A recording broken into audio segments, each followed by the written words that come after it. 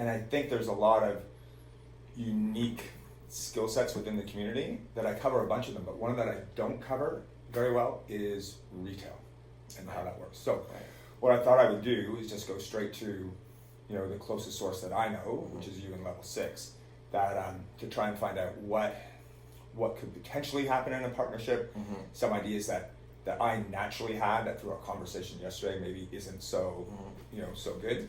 And so the idea is that she's hoping to get 40 to 50,000 members on a paddling specific site. And it will probably be kayaking, but also rafting, canoeing, pack rafting, rescue, whatever.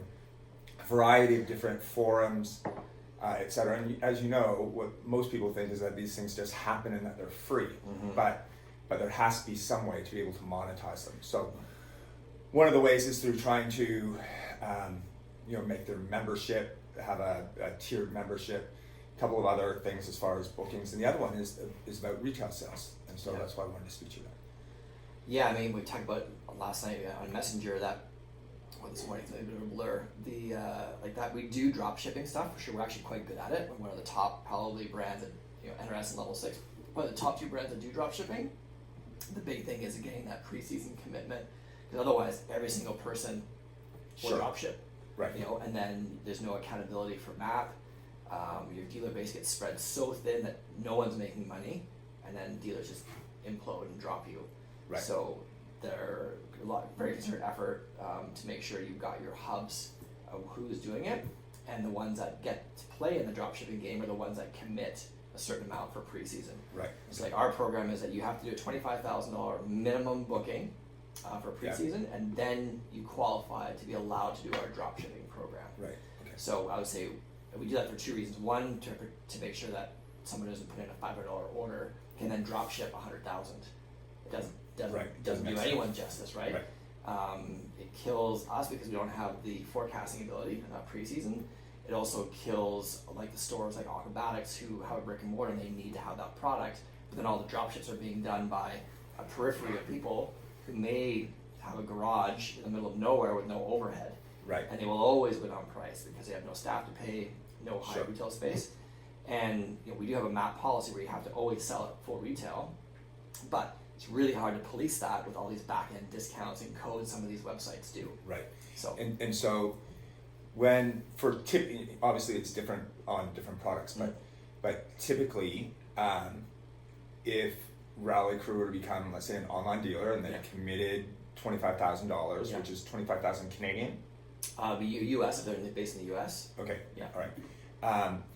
And so we've done that. What's the typical margin on most products? So commitment preseason, they make 50% margin.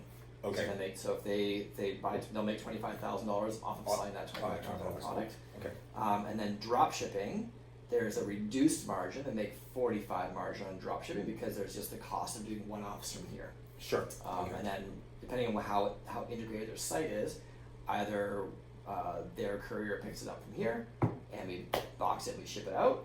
We actually can co-brand it Rally Crew as well. Like if we put a Rally Crew invoice in there, we can make it look like it actually came from Rally Crew. Right. We do that for outdoor play, backcountry, like all the majors. If they don't have that system set up, then what happens? We use our shipping process, whatever's the cheapest. Right.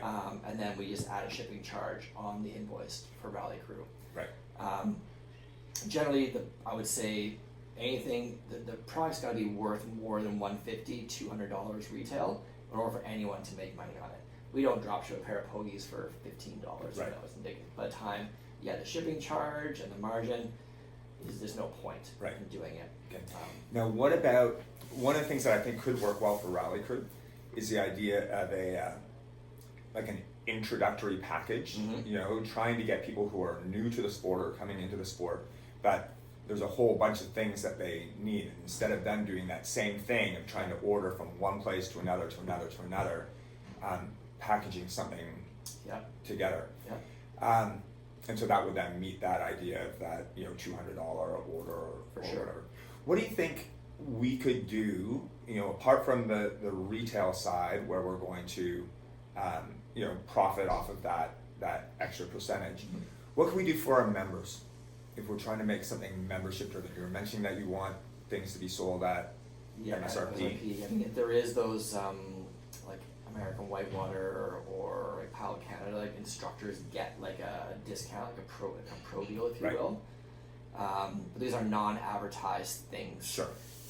Once you have an advertised discount structure, well, now you're breaking all of your own MAP policies that you're trying to have your dealers enforce. Right. Okay. So we just don't do that. Right. It's kind of an industry professional pro deal, and we're also very strict with that too. Like you have to be a registered Pile Canada member. You have to renew every year. If you work at a retail store, then of course they get a pro deal too because they're actively selling the product to the end consumer. So you want to encourage them to buy it and try it, and then to communicate to the customer about it.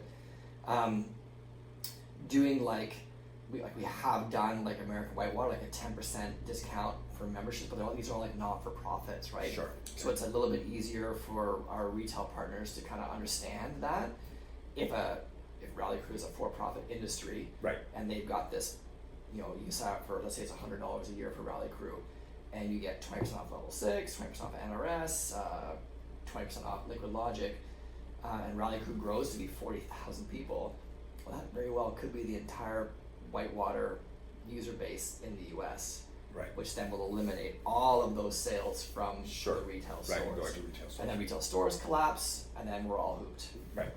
And so if, having this base 40 to 50,000 strong and growing, is there anything that, seeing that moving forward and being successful, is there anything that tweaks the mind of your mind or your marketing team of thinking, oh, we'd like to be involved in one way or another? Do you have any creative thoughts on that? I think obviously advertising, if there's a newsletter that goes out to Rally Crew once a month about things, could be we could sell like space on that newsletter, or like a sponsored by Level 6, or different probably advertising is probably the easiest way to monetize it. Right. I'm kind of getting into that world, like I remember Boatworks back in the day, like the Boater Board. Right. You started paying for those banner ads. I think the biggest hurdle I see, unless there's a significant value add with Rally Crew, is that a lot of these things already exist on localized Facebook groups. Sure. So why would you join Rally Crew for $100 a year? What is that value add? Right. And obviously the easy one is like discounts on gear, right? Number one. Sure. But I doubt a lot of brands would really do that. Okay. Knowing the state of the union right now with retail stores. Sure. And this whole like direct to consumer narrative is coming out where the Patagonia of the world or North Face of the world are actually selling direct at a discount that's bigger than what you could get at a local store. So why would you buy it at a local store? Right. Exactly. And then local stores just don't do well. And would for one of the things that Rally Crew is looking at doing is having a series of different types of forums. Mm-hmm. So they'd have like a community-based forum for people here in Ottawa to be able to just hook up with friends or whatever. And then beyond that, they're looking at having professional forums where the actual athletes get paid to manage their forum and based on their numbers. So if someone has 1,000 people in their forum, then they get paid $1 per person monthly, which could be good for your like regular. Like a Dane Jackson. Yeah, Dane Jackson. He could have 2,000 members and get $2,000 a month. That's right. And then we're also looking at the idea of like more of a corporate style forum where there be a channel that perhaps companies like Level 6 or whatever would have, that instead of it being that idea of traditional advertising, because it's member based, it's a little hard to see how much tolerance there'll be for lots of advertising on the site. Would a channel like that be of interest to Level 6? Yeah, I think depending on, we'd be curious because people we're so well known because reach out to us directly. Forums can be a bit of a mudslinging event sometimes. You want to monitor that. But I was just thinking, just as you were saying, like how could you add value to it?